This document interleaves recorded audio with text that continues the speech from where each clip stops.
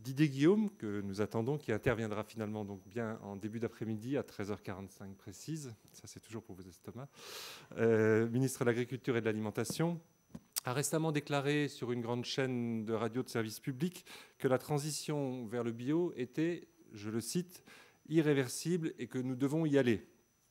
Ce faisant, il faisait à la fois preuve de réalisme et de volontarisme. Le réalisme, c'est de comprendre la séquence historique dans laquelle nous sommes rentrés, que nous avons beaucoup évoquée ce matin, qui commande nécessairement une évolution profonde de nos sociétés. Le volontarisme, c'est qu'au-delà de constater un état du réel, il faut fixer une force, une vision et un cap pour sa transformation. L'évidence bio, fait partie désormais de notre chemin, chevauchant la prise de conscience grandissante par l'ensemble des acteurs de la nécessité de cette transition écologique de nos modes de vie, de nos manières de produire et de consommer. Les Françaises et les Français ont envie de ce changement, mais tout changement pose la question de l'adaptation entre un ancien modèle et un nouveau modèle. La question également de l'intervalle entre ces modèles. Notre conviction est que l'enjeu des crispations, des points de résistance et des blocages objectifs ou imaginaires doit nous amener à une vigilance particulière concernant l'acceptabilité sociale du bio. Je ne suis pas pessimiste par nature, mais en l'occurrence par fonction, parce que pour que les choses se passent bien, nous devons scruter ce qui se passe mal. C'est ainsi que le devoir d'objectivité que nous avons à l'agence bio commande de ne jamais se laisser aller en enthousiasme des évangélistes. Encore du vocabulaire qui va te faire plaisir. Le débat public est constant et vif sur les enjeux de l'alimentation. L'explication, on l'a vu ce matin, en est simple. Si les questions relatives à l'alimentation nous bousculent tant, c'est qu'elles se situent à l'exact point de rencontre entre questions sociales au sens collectif du terme et questions privées, pour ne pas dire questions intimes. De ce point de vue, l'alimentation bio permet de concilier soin de soi et souci des autres dans une logique de double exigence pour soi-même et pour la planète. C'est donc avec mesure, mais aussi avec plaisir, que j'affirme qu'à la place qui est la sienne, l'agence bio peut témoigner de la progression continue des volontés d'aller vers le bio, tant au sein des agriculteurs que des consommateurs. Le mouvement s'accélère au point qu'on peut être tenté de dire que c'est le sens de l'histoire. L'enjeu est bien évidemment de tout mettre en œuvre pour que se mette en place une dynamique vertueuse permettant justement de faire correspondre une offre bio conséquente à une demande sociale en augmentation. Conscient de ces aspirations des Français et en écho à l'actualité législative, nous avons mené avec l'appui de l'organisme CSA une grande étude en restauration commerciale et collective, en deux volets. D'une part, pour établir un état des lieux de l'offre bio dans le domaine de la restauration commerciale et collective, et d'autre part, de saisir l'attitude des élus locaux vis-à-vis de l'enjeu bio. Les résultats sont riches. Vous pouvez les consulter en détail sur notre site, mais je vais vous donner quelques éléments de ces résultats. Ce qui apparaît très clairement, c'est qu'aujourd'hui, les Français veulent du bio et du bio partout. Concrètement, dans cette étude, 61% des restaurants collectifs, on a interrogé les responsables de ces restaurants et les cuisiniers, ont déjà commencé à introduire des produits bio dans la restauration collective. Ce qui est très intéressant aussi, c'est que 76% de ces produits viennent de France et même 48% sont d'origine régionale. Je rejoins complètement les interventions de ce matin. Si on veut être encore plus précis, c'est 79% des restaurants scolaires qui ont démarré cette introduction, mais seulement 58% des restaurants du travail, la restauration au travail, et seulement 34% des établissements dans le secteur de la santé. Mais pour l'instant, dans tous les cas, même pour la restauration scolaire, cette introduction, on l'a entendu ce matin, se fait à un rythme très modéré, puisque en moyenne des achats, sur la restauration commerciale, on a seulement 1,3% des achats qui sont des produits bio, et en restauration collective, en moyenne nationale, nous ne sommes qu'à 3%. Par contre, quand on interroge les élus, d'abord, ils sont nombreux à constater effectivement ce démarrage de l'introduction dans leurs restaurants qui dépendent de leur collectivité. Ils mettent en avant 3 motivations qui rejoignent la table ronde fortement des valeurs. La première d'entre elles, pour 90% des élus locaux qu'on a interrogés, c'est de mieux valoriser les produits locaux. Le bio permet de mieux valoriser ces produits locaux. Pour 87% d'entre eux, l'enjeu numéro 2, c'est le fait de limiter le gaspillage alimentaire. Et troisième sujet qui est cité par plus de 79% des élus interrogés, c'est de développer la cohérence de politiques publiques de prévention et d'éducation.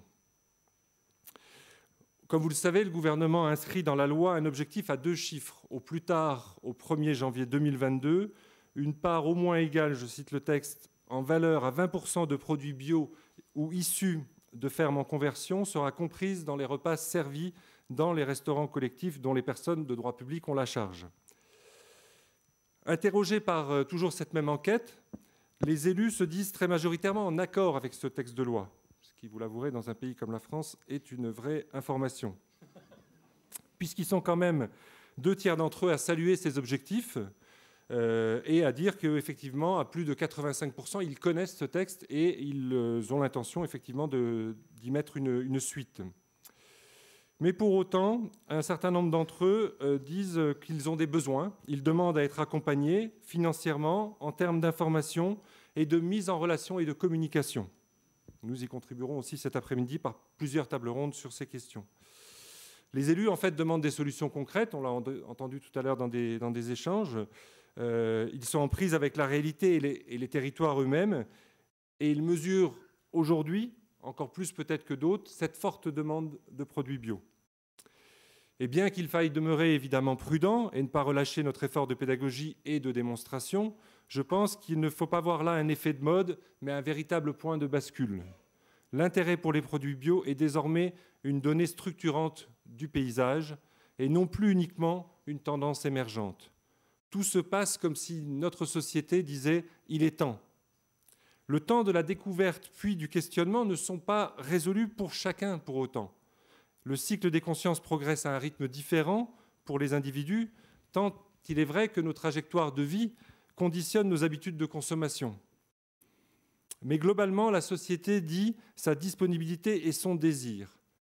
La question posée est celle désormais du chemin pour y arriver. Comment passer du désirable au possible ?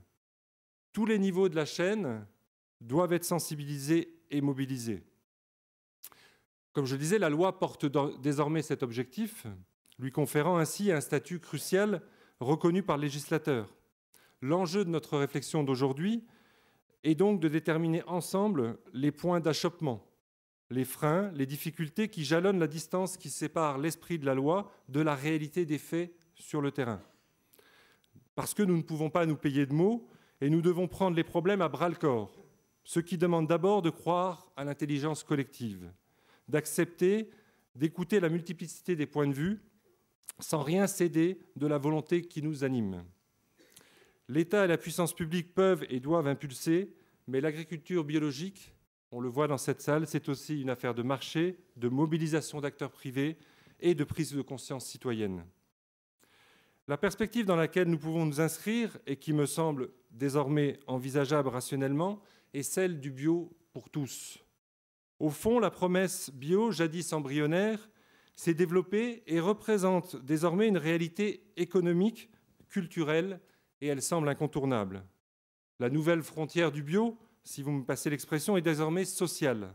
Combien de fois avons-nous, chacun d'entre nous, entendu « le bio, c'est pour ceux qui ont les moyens » ou alors, sa variante plus pudique, « le bio, c'est pas pour moi ». Si nous ne voulons pas que l'accès au bio devienne aujourd'hui et demain le symbole d'une fracture alimentaire, il faut que nous engagions des efforts nouveaux. Le premier de ces efforts est un effort d'imagination. Nous devons construire un nouvel imaginaire collectif alimentaire qui fasse de la qualité des produits la clé de voûte de nos démarches. D'une certaine manière, nous avons, dans notre société, été coupés de nos producteurs, de nos terroirs, de notre identité culturelle alimentaire. La reconnexion entre producteurs et consommateurs, la relocalisation de notre alimentation sont essentielles pour engager l'évolution systémique nécessaire. Le second effort est un combat même quotidien. C'est un effort de restructuration. Nombre de celles et ceux qui, par exemple, dans leur commune, veulent faire le choix d'aller vers davantage de bio demandent à être aiguillés, accompagnés, stimulés, encouragés. Ils et elles ont besoin que leur action au quotidien participe d'un mouvement collectif qui sera couronné de succès. L'envie et la fierté d'être pionniers les habitent, mais ils refusent l'isolement et une logique expérimentale trop incertaine. Pour eux, le bio ne saurait être une aventure sans lendemain. Ils demandent que leur volonté rencontre des moyens. Le troisième effort découle des deux précédents et il est global, c'est celui de la mobilisation. Je salue d'ailleurs au passage la présence de très nombreuses assistances aujourd'hui. Je pense que c'est aussi ce signe de la mobilisation. Il faut que nous soyons attentifs à toutes les initiatives. On va en voir plusieurs cet après-midi. Elles fleurissent, elles sont nombreuses dans les différents territoires.